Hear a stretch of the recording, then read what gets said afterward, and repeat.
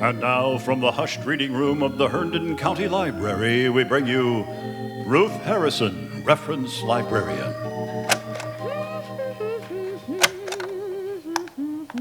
Oh, yes. How may I help you? I'm looking for books about heinous crime. Really heinous. All right. Fiction or nonfiction? Well, I've tried nonfiction, and it's just not heinous enough. I see. Yeah, I guess fiction then. Can you be more specific about what sort of crime? I'm interested in a heinous crime that's committed by very quiet, very polite, sort of weird people. I see. You know, men who hang out in libraries and nobody pays them much attention. Men with a whole weird, tormented inner life. And one day, they just go berserk and bludgeon someone or strangle them or fill them with hot lead and walk away cool as a cucumber. Go home and there's mother waiting for them with a peanut butter sandwich and a glass of milk. And she says, "Oh, Ellsworth, where did those bloodstains on your shirt come from?" And he says, "Oh, it's only cranberry juice. I had a big glass of it." "Oh," she says. And she makes him take it off and put it in the washing machine to soak. And he eats his sandwich. Yes, thank you. Yes, I get the idea. A thriller, in other words, not detective fiction. No. Yes. I want to read about the killer. Yes. And I want to see the crime. Lots of description. That's what I want. All right. Well, the thrillers are down in the basement, sir. Right down those dark stairs over there. Okay. And if you see my intern, Brent, he can show you where to find them. They're off in the corner. Okay. Yes. Thank you. You're welcome. Oh, dear. I feel like I ought to have directed him to Henry James or Joseph Conrad, but it's not what he was looking for. Have to serve the patrons, try not to reform them. Golly, what's wrong, Miss Harrison? Oh, Brent, I'm just so confused. I'm Trent, Miss Harrison. Oh, that's right. I'm sorry. Brent is the other one. Right. I'm the new intern. I'm only 28. Yes.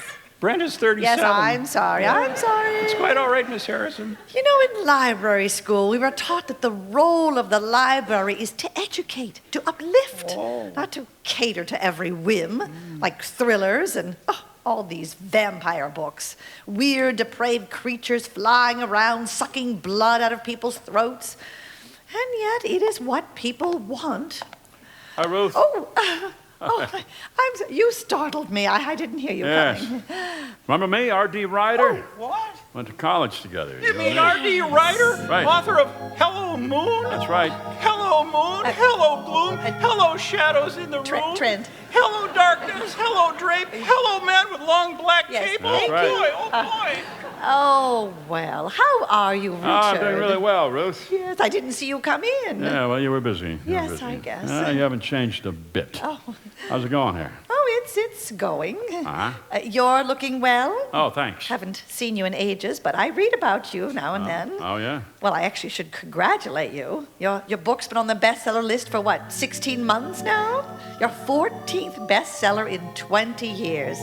Can't imagine you keeping track of bestsellers, Ruth. I thought you were strictly a Jane Austen, Edith Wharton type of reader, huh? Yes, I do keep going back to the classics. Yes. What do you read, R.D.? Me? Yes.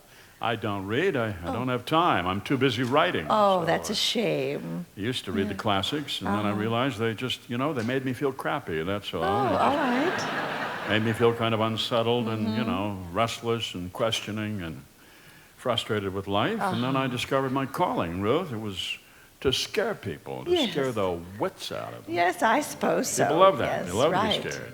Of course. All the literary style that they taught us in English departments, just a wasted motion, Ruth. You just want to get the heroine into a flimsy dress as soon as possible, get her into a deserted mansion, send the hero off on some fool's errand, and a bat flies in the window, and it just sort of writes itself, you know. Yes, of course. Earn an enormous amount of money, and you Yes. get to live in the south of France. That's where I'm heading right now. So. Yes, well, let me ask you, R.D. Yes? Do you remember a roadhouse out in the country called the Sugar Shack? Vaguely, yes. And do you remember taking a girl there dancing in, let's see, October 1966 on the back of a motorcycle? Ruth. Now it all comes back. Yes, yes. Oh, you told me I was the most special girl in the universe. Yes. And that one day you would marry me when you got back from the tour with your band, Paroxysms of Dread. Yes. Yes, The band that broke up a couple months later. yes. Well, never mind, R.D. Just Anyway. never mind. I married Rosalie Carpenter, my first wife. Yes, I'm aware of that. And Miss Sorensen, my Swedish wife. Right. And then Ellen. And Yes. now just me and the limo parked out there. So what happened to all those wives, R.D.? Huh? I mean, you can tell me the truth. We're old friends. Well, if you really want to know, Ruth, they got old. That was their problem. I see. Got old and cautious and thoughtful, and I stayed youthful and optimistic. And I kept running into younger women who shared my optimism, and Oh, I see. easier to be with them than with the old cranky wife. Of And course. one night I just, stayed out all night, and I just didn't bother to go home, that's all.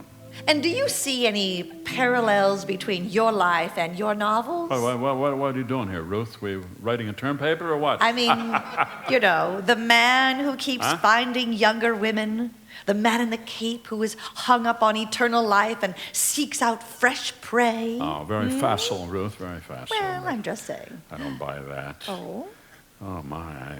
what? I do like that necklace of yours. Very What? lovely, intricate beadwork there. R.D., what are you doing? Just looking at your necklace there, Ruth. All right. Very interesting up close. And your neck. Yes. Your neck. Very youthful looking for a woman your age. Oh. My compliments. Why are you putting your face down there? Just want to get a good look here, Ruth. Okay.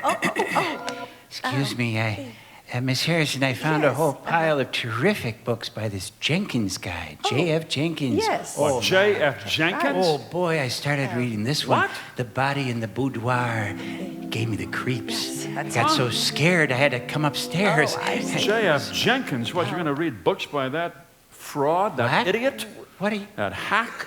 What are you? You want to know what that man is like, huh? Well, Do you? who are you? I'm a former friend of his, that's who. Oh. Man is a liar and a cheat. No. Hires young women to write those books for him. He's a blight on the writing profession. Well, I like him a lot. Well, I R.D., do. please. Ignorant, you filthy No. peasant. No, you. no, I like his style. Style? Please, R.D., please just Style. go That's now. right, Please style. go. J.F. Jenkins, you're talking about, you could stand there and tell me that you read him for his style. That's right. Man has a tin ear for dialogue. Nothing he wrote has any emotional resonance whatsoever. Well, you Gentlemen. fool. I happen to like him a lot. No, Yeah, please. I read a book of yours, by the way. And yeah? I got to page 3 and I slapped it shut and never went back. Okay, huh? no, Hey, what are R.D., you don't doing? you dare. No, R.D., let go of him. Let go. You want heinous crime, then, Mr. Smart Pants? Here it is. No, Murder in the library. no, let Jenkins, go. a stylist. You think?